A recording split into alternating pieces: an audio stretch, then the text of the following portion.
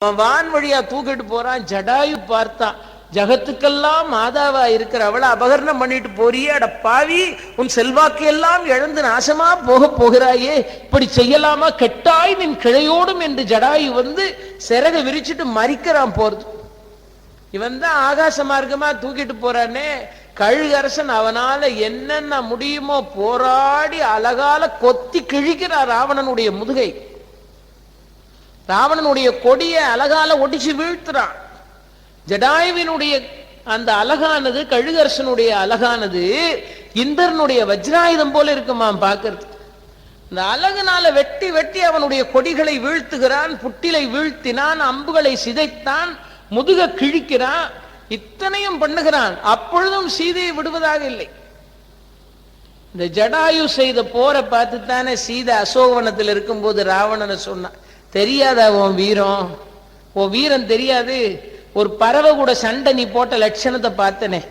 சீதை சொல்றா ராவணன், தோற்றனை பறவை கன்றுன்னா, என்னதான் உயிர் தியாகம் ஜடாயு பண்ணாலும் நீ போட்ட சண்டையை பார்த்தனே, ஒரு பறவை கிட்ட தாங்க முடியாம நீ என்ன பாடுபட்டாங்கிற. அவ்வளவு ஜடாயு ஆக்ரோஷமாக சீதையை காப்பாத்திர மாட்டோமான்னு எவ்வளவு போராடுகிறான், முடியவில்லை. அவ்வளவு போராடி பார்த்தான். கடைசியில ராவணன் முடிவு பண்ணிட்டான், என்னன்னா ஜடாயுவை வெற்றி கொள்வதற்கு வழி இல்லைன்னு தெரிஞ்ச உடனே சீதையை தூக்கிட்டு போற ஒரே முடிவுல இருந்தானே. ஆகவே ராவணேஸ்வரன் வேறு வழி இல்லாமல் ஒரு பறவையோட சண்டை போடுறோங்கிற எண்ணமும் இல்லாம சந்திரகாசம் என்கிற அபூர்வமான அவனுடைய வாளை எடுத்தா. ஜடாயுவின் சிறகில் தான் அவன் உயிர் இருக்கிறது. ஆகவே சிறக வெட்டி வீழ்த்துட்டான். இந்த சிறக வாழால வெட்டினா அதோட ஜடாயு தரையில குற்றுயிரா விழுந்துட்டா. சிறகுல தானே உயிர் அவனுக்கு. அதுக்கு மேல பறந்து சண்டை போட முடியாம அப்படியே ரத்த வெள்ளத்துல உயிர் போனாலும் பரவாயில்லை, கடைசி வரைக்கும் சீதையை காக்க முயற்சி செய்வேன் என்று அப்படியே ரத்த வெள்ளத்துல கீழே விழுந்தா. இவன் வாள் எடுத்து அதுல பிடிச்சதுதான் ராவணனுக்கு கேடு. இந்த வாழ் ராவணனுக்கு கிடைச்சது எங்க பாருங்கள், யார் கொடுத்தா இந்த வாழ்? அவன் வாளுக்கு சந்திரகாசம்னு பேரு. அந்த வாளை இவனுக்கு கொடுத்தது யார்? சிவபெருமான். இவன் பாடின சாமகானத்தை கேட்டு சந்தோஷப்பட்டு சிவபெருமான் ராவணனுக்கு வாழ் பரிசு கொடுத்தார். இந்த வாழ் பரிசெல்லாம் கொடுக்கறது ராமாயணத்துல இருந்து வந்ததுதான். நம்ம புதுசா ஒண்ணுமே கண்டுபிடிக்கலங்கிறதுக்காக சொல்றேன். நம்ம இப்ப வீர வாழ் பரிசு கொடுக்கோம் பாருங்க, அதெல்லாம் புதுசு கிடையாது, இதெல்லாம் ராமாயணத்துல இருந்து வந்ததுதான். இந்த அண்ணா தம்பின்னு சொல்ற மரபே ராமாயணத்துல இருந்து வந்ததுதாங்க. அது வரைக்கும் நம்ம நாட்டுல கிடையாது. அண்ணா தம்பின்னு யார் ஆரம்பிச்சா உறவை? ஒரு ஆட்சி நடந்துகிட்டே இருக்கு தமிழ்நாட்டில். 1969 ஆட்சி மாற்றம் வருது. இந்த ஆட்சி மாற்றம் வரும்போது ஸ்லோகன் மாறுது, உறவு முறை மாறுது, எல்லாம் மாறுது. அது வரைக்கும் கிடையாது தமிழ்நாட்டுக்குள்ள. ராமாயணம் பிடிக்காதுன்னு சொன்னவங்க கூட ராமாயண தத்துவத்தை வச்சு தான் பிரச்சாரம் பண்ணிக்கிட்டாங்க. ராமாயணம் பிடிக்காது, ஆனா அந்த தத்துவத்தை வச்சு தான் பிரச்சாரம் பண்ணிக்கிட்டாங்க. என்ன தத்துவம்? அண்ணா தம்பிங்கிற தத்துவம் அப்பதானே தமிழ்நாட்டுக்குள்ள வருது. அது வரைக்கும் கிடையாது. யாரையும் தம்பி என்று அழைக்கிற மனோபாவம் 1966, 67 தான் ரொம்ப கொடி கட்டி பறக்குது. அதற்கு பிறகு ஒரு ஆட்சி மாற்றம் வருது. அப்ப இது எங்க இருந்து வந்துச்சு? ராமாயணத்துக்குள்ள இருந்து எடுத்ததுதான் இந்த தத்துவம். தம்பி உடையான் பகைக்கு அஞ்சான், இதுதானே ஸ்லோகனே. இதுதானே அந்த ஸ்லோகன் வந்தது ராமாயணத்துக்குள்ள இருந்துதான். கதை பிடிக்கலையே தவிர ராமாயண தத்துவம் பல பேருக்கு வாழ்வு கொடுத்திருக்கிறது என்பதற்கு இது ஒரு உதாரணம். இது நம்ம சும்மா சொல்லிக்க வேண்டியதான், பிடிக்கல பிடிக்கலன்னு. எல்லாம் அங்க உள்ள இருந்துதான் அத்தனையும் வந்திருக்கு பாருங்க. ஏன்? ராமர் தானே முதல்ல இந்த அண்ணா தம்பி கல்ட்ட கொண்டு வந்ததே ராமர் தானே. அவர் அண்ணா, பரதன், லக்ஷ்மணன், சத்ருகன், ஏன் குகன், சுக்ரீவன், விபீஷணன் எல்லாம் தம்பி. அதனால்தான் இந்த அண்ணா தம்பி அண்ணா தம்பிங்கிற உறவு முறை தமிழ்நாட்டுக்குள்ள வந்ததுனால ஆகா எல்லாரையும் தம்பின்னு அரவணைக்கிற ஒரு மனோபாவம் வந்துருச்சேன்னு ஒரு ஆட்சியே மாறுது. அன்னைக்கு பிடிச்சதுதான் இன்னைக்கு வரைக்கும் அப்படியே கண்டினியூ ஆகிட்டு போகுது இல்ல. அது ராமாயணத்துல இருந்து வந்ததுதான். அதான் உண்மை. நம்முடைய தேசத்துல நாம சொன்னாலும் சொல்லாட்டாலும் ரெண்டே வகை மனிதர்கள் தான் இங்க பூமியில இருக்காங்க. நம்ம சொன்னாலும் சொல்லாட்டாலும் ரெண்டு வகை மனிதர்கள் தான். அதுல ஒரு வகை மனிதர்கள் வெளிப்படையாக தெய்வத்தை ஏற்றுக்கொண்டவர்கள், இரண்டாவது வகை மனிதர்கள் மறைமுகமாக தெய்வத்தை ஏற்றுக்கொண்டவர்கள். இப்படி ரெண்டு பேர் தான் உண்டு. மூணாவது வகை ஒண்ணு கிடையாது. இரண்டாவது வகைங்கிறது மறைமுகமாக ஏற்றுக்கொண்டவர்கள், முதல் வகை வெளிப்படையாக ஏற்றுக்கொண்டவர்கள். இதுதான் உண்மையை தவிர இதை தாண்டி வேற எதுவும் இல்லை. அதனால்தான் சொன்னார்கள், ஒரு கழுகரசன் அளவுக்கு ராமனுடைய அருள் எப்படி பறந்தது என்பதை காட்டுறது தானே ஜடாயு முக்தி. வீழ்ந்து கிடந்தான். அப்படியே ரத்த வெள்ளத்துல துடித்து கிடக்கிறான். உயிரை பிடிச்சுக்கிட்டு இருந்தான் ஜடாயு. ஏன் தெரியுமா? அந்த ராமன் வார வரைக்கும் சீதையை தூக்கிட்டு போனவன் ராவணங்கிற செய்தியை சொல்லணும் இல்ல. அது சொல்லலைன்னா சீதையை கொண்டு போனது யாருன்னு தெரியாதே. அவன் ஜடாயுவை வெட்டி வீழ்த்தி விட்டு வான் வழியா பறந்து போயிட்டான். சந்திரகாசம் என்கிற ஈசன் கொடுத்த வாழ். அப்ப அந்த வீர வாழை எப்படி பயன்படுத்தணும்? இவன் சிவன் கொடுத்த வாழ். அந்த சிவன் கொடுத்த வாழை துஷ்பிரயோகம் பண்றான். அதை வச்சுத்தானே இந்த பறவையோட சிறகை வெட்டி வீழ்த்தினான் பாருங்கள். அப்போ ரொம்ப கவனமா இருக்கணும். ஏதாவது ஒரு பொறுப்பை மட்டும் கையில கொடுத்துட்டாங்கன்னா 2 மடங்கு கவனமா இருக்கணும். ஒரு அதிகாரத்தை கையில கொடுத்துட்டாங்கன்னா 100 மடங்கு கவனமா இருக்கணும். அதனால்தானே அறிஞன் பேக்கன் எழுதினான், power corrupts, absolute power corrupts ஆப்சல்யூட்லின்னு எழுதிட்டான். அதிகாரம் எப்பவுமே என்ன செய்கிறது? தவறு செய்கிற நிலைமைக்கு மனிதனை தள்ளுகிறது. அதிகப்படியான அதிகாரம் அதிகப்படியாக தவறு செய்ய வைக்கிறது. எப்படிப்பட்ட அதிகாரம்? சந்திரகாசங்கிற வாழை கையில பிடிச்சுக்கிட்டு, சிவன் கொடுத்த வாழை வச்சுக்கிட்டு, சாமகானம் பாடி பரிசு வாங்கின வாழை வச்சுக்கிட்டு ஒரு பறவையோட சிறகை வெட்டி எறியலாமா? வீழ்ந்து கிடந்தான் ஜடாயு. ரத்த வெள்ளத்துல உயிர் தொண்டையில தட்டிட்டு இருக்கு. புண்ணியமான இடம் ராமாயணத்துல இந்த ஜடாயு முக்தி. அதுக்காக தான் பித்ருக்கள் கரை சேராம இருந்தாங்கன்னா ஜடாயு முக்தி கதையை சொல்லி கரை சேர்ப்பார்கள். அப்படிப்பட்ட கதை ஜடாயு முக்தி கதை. அப்படி கடற்கிறான் ரத்த வெள்ளத்துல, தொண்டையில உயிர் தட்டிட்டு இருக்கு. இந்த ராமகைங்கரியத்தை பரிபூர்ணமா செய்யறதுக்குள்ள ஆவி அடங்கிடப்படாதே. ராமரை பார்த்து ராவணன் தூக்கிட்டு போயிட்டான்னு சொல்ல வேண்டுமே என்று ரத்த வெள்ளத்தில் துடித்து கொண்டு உயிரை பிடித்து கொண்டு கிடக்கிறான் ஜடாய். அங்கேருந்து ராமலட்சுமணர் தேடி தெரிஞ்சு பர்ணசாலை இருந்த இடத்தையே காண அலமந்து போய் ராமர் பிரலாபித்து வந்து பார்க்கிறார். கழுகரசன் கீழே விழுந்து, இந்த பக்கமா வில்லு புட்டில் வீண கொடியெல்லாம் அருந்து கிடக்கிறது. இதை பார்த்த பிறகுதான் கழுகரசன் ராவணனோடு சண்டையிட்டு சீதையை காப்பாற்ற முயற்சி பண்ணி அதுல தோத்து போய் சிறகு அருந்து உயிருக்கு போராடி கொண்டு கிடக்கிறான் என்பது பிறகுதான் ராமருக்கு தெரிகிறவன் சொன்னான், எவ்வளவோ முயற்சி செய்து பார்த்தேன், ராவணன் வான்வழியாக கொண்டு சென்று விட்டான். அந்த ரத்த வெள்ளத்துல கிடந்தவன் சொன்னான், இது மாதிரி கஷ்டம் வரும்போது நாம யாரையுமே குறை சொல்லக்கூடாது. ஜடாயு சொல்றான், யாரையுமே குறை சொல்லக்கூடாது. நம்ம பகுதியில ஏதாவது இப்படி ஒரு தவறு நடக்கிறதுக்கு நம்ம பங்கு ஏதாவது இருக்கான்னு பார்க்கணும். பார்த்து அதை சரி பண்ணிக்கணும். ஜடாயு சொல்றான். ஏன் தெரியுமா? ஒரு பெண்ணோட வனத்துல வாசம் பண்றீங்களே, நீங்க கவனமா இருக்கணும். 4 மடங்குன்னு இதே ஜடாயு தானே சொன்னா. இப்ப சொல்லுகிறாள், ஒரு தவறு நடந்தா, ஒரு நல்லது நடந்தா நாம எப்பவும் சொல்லுவோம், அந்த நல்லதுக்கு நான் தாங்க முழுசும் காரணம், இதுல எல்லாம் முழு ரோலும் நான் தான் பிளே பண்ணிருக்கேன்னு சொல்லிடுவோம். ஒரு தப்பு மட்டும் நடந்ததுன்னு வைங்க, இதுக்கு நான் காரணம் இல்லைங்க, என்ன இப்படி பண்ணிட்டாரு, அவர்கிட்ட ஏற்கனவே சொல்லிட்டு போனேன், அவர் பார்க்காம விட்டாரு, அவர் செய்யாம விட்டுட்டாருன்னு தவிர வேற யார் மேலேயாவது சொல்றோம். அதனால ஏற்படுற புகழை மட்டும் நாம சம்பாதிச்சுக்கிறோம். ஜடாயு சொன்ன தத்துவம் அப்படி செய்யக்கூடாது.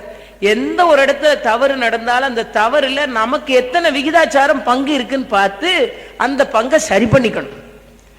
ஜடாயு சொல்லிவிட்டு வான்வழியா தூக்கி கொண்டு போன கதையெல்லாம் ராமருக்கு சொல்லி முடிச்சுட்டு அப்படியே உயிர் துறக்கிற தருவாயில அப்படி கடக்கிறான் ஜடாயு ரத்த வெள்ளத்துல. அந்த ராமரும் லக்ஷ்மணரும் சேர்ந்து கண்ணீரால ஜடாயுவை குளிப்பாட்டி அவனை தூக்கி எடுத்து, ஜடாயுவை தூக்கி தரையில கிடந்த ஜடாயுவை தூக்கி ராம தன்னுடைய வலது தொடையில வச்சுக்கிட்டாராம். தசரதனுக்கு கிடைக்காத பாக்கியம் ஜடாயு, தசரதனுக்கு கிடைக்காத பாக்கியம் இன்னைக்கும் இருக்கு. சென்னையிலிருந்து பெங்களூருக்கு போற வழியில திருப்புட்குழி என்கிற பெயரை உடைய திருமங்கை ஆழ்வார் மங்களாசாசனம் பண்ணின அபூர்வமான திவ்ய ஸ்தலம் திருப்புட்குழி என்று இருக்கிறது. புல் என்பது ஜடாயுவை குறிக்கக்கூடியது, குழி என்பது அங்க தோண்டப்பட்டிருக்கிற ஒரு புஷ்கரணி, அங்க உள்ள திருக்குளம். அதனால திருக்குளத்தை பறவைக்காக தோண்டப்பட்ட திருக்குளத்தை உடைய ஸ்தலம் என்பதனால 108 திவ்ய தேசங்கள்ல ஒரு திவ்ய தேசம் அது. அதுக்கு பேரு திருப்புட்குழி என்று பெயர். திருமங்கை ஆழ்வார் மங்களாசாசனம் பண்ணிருக்கார். அந்த அருமையான திவ்ய தேசத்தை பாடியிருக்கார்.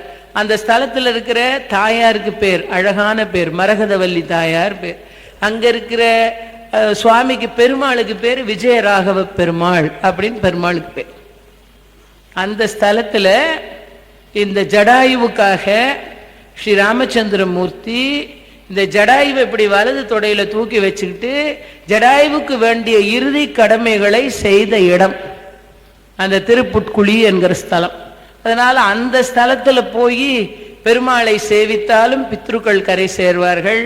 குறை இருக்கிறவங்களுக்கு பித்ரு கடமை குறை இருந்தா அது தீரும். இந்த வலது தொடையில தூக்கி வச்சுக்கிட்டு ராமர் ஜடாயுவே அந்த கடைசி நேரத்துல ஜடாயுவோட உயிர் ராமரோட மடியில தான் பிரியுது. ராமரோட மடியில பிரியுது. இந்த பாக்கியம் யாருக்காவது கிடைக்குமா?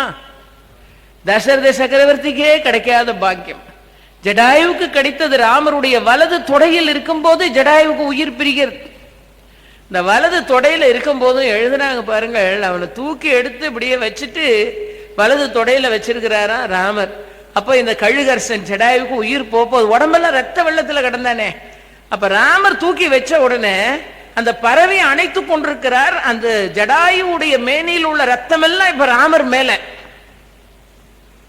அந்த ஜடாயு என்ன செய்தான், தன்னுடைய நீண்ட கழுத்தை கொண்டு போய் ராமரோட தோல்ல வச்சுக்கிட்டான். ராமருடைய வலது தொடையில அவனுடைய உடம்பு, ஜடாயுவோட கழுத்து ராமரோட தோல்ல. ராமர் கீழே உட்கார்ந்து இருக்கார். கீழே உட்கார்ந்து காலை வச்சு இந்த கீழே உட்கார்ந்து இருக்கும் போது இந்த ராமருடைய வலது கால் இந்த பக்கமா மடிச்சு போட்டுக்கார், இந்த இடது கால் இந்த பக்கமா மடிச்சு, இந்த காலை மடிச்சு கீழே உட்கார்ந்து வலது தொடையில ஜடாயு, ஜடாயுவோட கழுத்து ராமரோட தோல்ல. அப்ப இந்த கால் இடது கால் இந்த திசையை பார்த்திருக்கு, வலது கால் இந்த திசையை பார்த்திருக்கு. சேய்மையின் நோக்குரு சிறு கண்ணினான்ல ஜடாயு. இவ்வளோ தொலைவில் இருக்கும் போதே யாரோ இந்த 2 குழந்தைகள் என் நண்பன் தசரதன் மாதிரி இருக்காங்கன்னு கண்டுபிடிச்சவன் இல்லையா? அப்ப ரொம்ப தொலைவில் இருப்பதையும் கூர்மையாக பார்க்கிற ஆற்றலுடைய கண்கள். இங்க படுத்திருக்கா, ஆவி போக போது. இப்ப ஜடாயு என்ன செய்தானா, ராமரோட திருவடியை பார்த்தவங்க எல்லாருமே அந்த திருவடியினுடைய மேல் பாகத்தை தானே பார்த்திருப்பாங்க. மேல் பாகத்தை தானே பார்த்திருக்காங்க அந்த திருவடியில. அந்த ராமனுடைய திருவடியின் அடிபாகத்தை பார்த்தது யார்? அந்த அடிபாகத்துல வலது திருவடியில் 24 பாத லட்சணங்களும் இடது திருவடியில் 24 பாத லட்சணங்களும் இருக்கிறது. அந்த 48 பாத லட்சணங்களை உடைய 2 திருவடி இங்கு ஒன்று பார்த்தும் அங்கொன்று பார்த்துமாக இருக்க, இந்த கழுகரசன் இப்படி தோள் மேல கடந்தவன் ஆவி துறக்கிறதுக்கு முன்னால கழுத்தை வளைத்து ராமபிரானின் வலது திருவடியை முதல்ல பார்த்தான். அப்படி பார்க்கிறான்னு ராமருக்கு தெரிஞ்சு போச்சு. தெரிந்தவுடன் ஸ்ரீ ராமச்சந்திர மூர்த்தி தன் வலது பாதத்தின் 24 லட்சணங்களையும் ஜடாயுவின் திருக்கண்களுக்கு காட்டி அருளினார். இப்படி வளைச்சு கழுத்தை வச்சு பார்த்தா இடது பாதத்தினுடைய 24 பாத லட்சணங்களையும் ஜடாயுவுக்கு காட்டினார். ராம அவதாரத்துல தன் பாத லட்சணங்களை ஜடாயுவுக்கு தவிர வேற யாருக்கும் பகவான் காட்டவே இல்லை, இன்க்ளூடிங் தசரத சக்கரவர்த்தி. இந்த பாதத்துக்கு அடியில தாய் தான் பார்த்திருப்பாளே படுத்திருக்கும் போது. அப்ப பாத லட்சணம் தெரியாமலா இருந்திருக்கும்னு கேட்டா, அந்த பாத லட்சணங்கள் யார் கண்களுக்கும் தெரியாமல் மறைவாக இருந்த 48 பாத லட்சணங்களையும் ஜடாயுவுக்கு மட்டுமே வெளிப்படுத்தி காட்டினார். வேற யாருக்கும் அந்த பாத லட்சணங்கள் கண்களுக்கு புலப்படாத விதமாக மறைபொருளாக இருந்த பகவானின் 48 பாத லட்சணங்களையும் ஜடாயுவுக்கு மட்டுமே வெளிப்படுத்தி காட்டினார். இத வான்மீகி மகரிஷி எழுதும் போது ஏட்ல வான்மீகி மகரிஷி எழுதுகிறார், பகவானுடைய 48 பாத லட்சணங்களும் அதி ரகசியமானவை. அவை இந்த பூலோகத்தில் யாருக்கும் காட்டப்படவில்லை. புண்ணியமான ஜடாயு முக்தியில் பகவான் ஜடாயு தன்னுடைய ஆவியை தன்னிடத்தில் அடைக்கலப்படுத்தும் போது அவனுக்கு மட்டுமே 48 பாத லட்சணங்களை, யாருக்கும் காட்டாத புண்ணியமான பாத லட்சணங்களை ஜடாயுவுக்கு காட்டினார். பகவானின் பாத லட்சணங்கள் அதிரகசியம் என்று சொல்லி வான்மீகி மகர்ஷி அதிரகசியமானதும் சூட்சமானதுமான பகவானின் 48 பாத லட்சணங்களும் பின்வருமாறு என்று போட்டு, வலது பாத லட்சணம் இத்தனை, இடது பாத லட்சணம் இவ்வளவு என்று வான்மீகி மகர்ஷி எழுதிட்டார். இந்த எழுதினது ஏட்டுல, இந்த ஏட்டுல எழுதி வச்சு அடுத்து அந்த ஏட்டை வேறு ஏட்டுக்கு எழுதி மாற்றியவர்கள் எல்லாம் எழுதி கொண்டு வருகிறார்கள். அதில் ஒரு வரி வருகிறது, பகவானுடைய 48 பாத லட்சணங்களும் அதிசூட்சமானவை, அதிரகசியமானவை. அந்த பாத லட்சணங்கள் பின்வருமாறுன்னு எழுதிக்கிட்டு வரும்போது 48 பாத லட்சணங்களின் எண்ணிக்கை இருந்த ஏட்டை மட்டும் கரையான் அறிந்திருந்தது. அந்த 48 லட்சணங்கள் என்னங்கிறது யாருக்கும் தெரியாமல் அது ஜடாயுவுக்கு மட்டுமே தெரிந்த ரகசியமா இருக்கட்டும் என்று பகவானே முடிவு செய்து விட்டார்கள். அது எவ்வளவு புண்ணியமான பாக்கியம் ஜடாயுவுக்கு கிடைத்திருக்கிறது பாருங்கள். பகவானின் பாத லட்சணங்களை ஆவி போகிற நேரத்தில் தன் கண்களால் ஆற தழுவுகிற பாக்கியம் ஜடாயுவுக்கு கிடைத்து அந்த பாத லட்சணங்களை பருகினான். அப்படியே ராமனுடைய மடியில ஜடாயுவோட ஆவி ராமனுடைய மடியில் அடங்கிற்று. அதற்கு பிறகு ராமர் தன்னுடைய கையால ஒரு புஷ்கரணியை உண்டாக்கி தன்னுடைய கையால நிலத்தை தோண்டி அதிலிருந்து தண்ணீர் எடுத்து ஜடாயுவுக்கு வேண்டிய தர்ப்பணத்தை, ஜடாயுவுக்கு வேண்டிய கடமைகளை ராமரே செய்கிறார். ஜடாயு தந்தைக்கு கடமை செய்ய இயலாத நிலை வந்தது. தசரதனுக்கு அந்த சிறப்பு கிட்டவில்லை. ஆனால் தசரதனுக்கு கடமை செய்ய வேண்டிய ராமன் தன் தந்தையான ஜடாயுவுக்கு கடமை செய்தான். அவன் கடமை செய்த இடம்தான் திருப்புட்குழி என்று அழைக்கப்படுகிற இடம். பெற்றோர்களுக்கு கடமை செய்வது எதற்கென்றால் பின்னால் வருகிற குலம் தழைக்க வேண்டும் என்பதற்காக பெற்றோர்களுக்கு கடமைகளை முக்கியமாக செய்ய வேண்டும். பின்னால் அவர்களுடைய குலம் தழைக்க வேண்டும் என்பதற்காக, பின்னால் அவர்கள் சிறந்தோங்கி வாழ வேண்டும் என்பதற்காக ஜடாயுவுக்கு பகவான் முக்தி கொடுத்து அவனுக்குரிய கடமைகளை செய்த ஸ்தலம்தான் அந்த திருப்புட்குழி. அந்த திருப்புட்குழியிலே இன்றும் தன் கரங்களால் ராமபிரான் உருவாக்கிய அந்த புஷ்கரணி இன்றும் இருக்கிறது.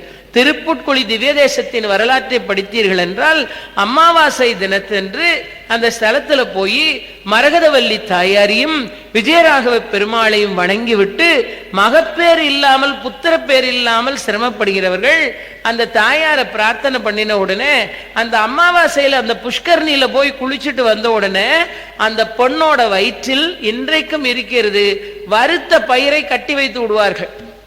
வறுத்த பயிரை கட்டிட்டு விரதம் இருப்பார்கள் அமாவாசைக்கு. வறுத்த பயிறு அந்த மரகதவல்லி தாயார் விஜயராகவ பெருமாளின் கருணையினால் மடியில கட்டியிருக்கிற வறுத்த பயிர்ல ஒரு பயிராவது அடுத்த நாள் முளை விட்டுருக்கும். வறுத்த பயிர் முளை விடுகிற ஸ்தலம்னு பேர். அப்படி முளை விட்டால் அந்த பெண் கவலைப்பட வேண்டிய அவசியமே இல்லை, கண்டிப்பாக புத்திரன் பிறந்தே தீர்வான். அந்த ஸ்தலத்துல இன்னைக்கும் இருக்கு. அமாவாசைக்கு போய் வறுத்த பயிரை மடியில கட்டிட்டு வறுத்த பயிரை முளைக்க வைத்த மரகதவல்லி தாயார் சமேத விஜயராகவ பெருமாள் என்று இன்றைக்கும் திருப்புட்குழியில். அதற்கு என்ன சொல்லுகிறார்கள்? ஜடாயுவுக்கு சம்ஸ்காரம் நடந்த இடம் என்பதனால், ஜடாயுவுக்கு பகவான் கடமை செய்த இடம் என்பதனால் தன் தந்தையை போல் கருதி ஜடாயுவுக்கு கடமை செய்தான். ஆகவே தன் பித்ரு கடனை ராமன் தீர்த்து கொண்ட இடம். அந்த இடத்தில் போய் அடியெடுத்து வைக்கிறவர்களின் பித்ரு கடன் தீர்ந்து அவர்கள் குலம் விளங்க வகை ஏற்படும் என்பதனால் அந்த ஸ்தலத்திற்கும் தலைமுறை தழைப்பதற்கும் தொடர்பு இருக்கிறது என்று இந்த திவ்ய தேசத்து வரலாற்றில் நமக்கு எழுதி வைத்தார்கள். பாரத தேசத்தினுடைய எல்லைப்பரப்பு முழுவதிலேயும் ராமாயணத்தோடு சம்பந்தப்பட்ட அபூர்வமான ஸ்தலங்கள் இன்னும் நம்மோடு இருந்து கொண்டுதான் இருக்கிறது. பம்பாய்க்கு அருகிலே இருக்கிறது சூர்பனகையின் மூக்கு அறியப்பட்ட இடமாகிய நாசிக் என்கிற இடம். இப்படி நம் பாரத தேசத்தின் எல்லைப்பரப்பு முழுவதிலேயும் ராமாயணத்தோடு சம்பந்தப்பட்ட புண்ணிய பூமி. அந்த பூமியில் தான் நாம் வாசம் பண்ணி கொண்டிருக்கிறோம் என்பதே நமக்கு அத்தகைய சிறப்பை தரக்கூடிய ஒன்று. ஜடாயு முக்தி ராமகாதையினுடைய மிக புண்ணியமான ஒரு பகுதி. மனித சமூகத்தை எல்லாம் தாண்டி எருவைக்கு அரசன் என்று அழைக்கப்பட்ட ஒரு கழுகரசனை தன் தந்தையாக பாவித்து அந்த பட்சிக்கும் ராமபிரான் கடமை செய்து வைத்த அபூர்வமான கதைதான் ஜடாயு முக்தி பகுதி. ஜடாயு அந்த இறைவனுடைய திருவடி மலர்களிலே சென்று சேர்ந்தான். ஸ்ரீராமனால் அவனுடைய கைங்கரியம் நிறைவேற்றப்பட்டது. இந்த புண்ணியமான பகுதியை கேட்கிறவர்களின் பித்துக்கள் எல்லாம் கரை சேர்வார்கள் என்று சொன்னார்கள் நம்முடைய பெரியோர்கள். இந்த கதையை கேட்பதனால உண்டான அந்த பலாபலன் குறைவில்லாமல் நம்ம எல்லாருக்கும் கிடைக்கட்டும்னு உங்கள் பித்திருக்கள் எல்லாம் கரை சேர்ந்து நல்ல இடத்துல இருக்க வேண்டும் என்று நீங்கள் எல்லாம் பிரார்த்தனை செய்யுங்கள். ஜடாயுவினுடைய முக்தி கதை அந்த அரிய பலனை நமக்கு தந்து நம் வீடுகளில் இருக்கிற சுபகாரிய தடைகளை நீக்கி நமக்கு சுபிட்சம் தர வேண்டும் என்று சொல்லி இந்த அளவோடு இன்றைய கதையை நிறைவு செய்து நாளை ராமாயணத்தின் சர்ச்சைக்குரிய பகுதியான சம்வாதம் நிறைந்த பகுதியான வாலி மோட்ச பகுதி இன்று போல் நீங்கள் நாளையும் வந்து கேட்டு இந்த நிகழ்வை நடத்தக்கூடிய தமிழிசை சங்கத்து பெருமக்களுக்கு பெருமை சேர்க்க வேண்டும் என்று உங்கள் எல்லாரையும் கேட்டுக்கொண்டு உங்கள் அனைவருக்கும் கரம் குவித்து நன்றியோடு விடைபெறுகின்றேன். நன்றி, வணக்கம்.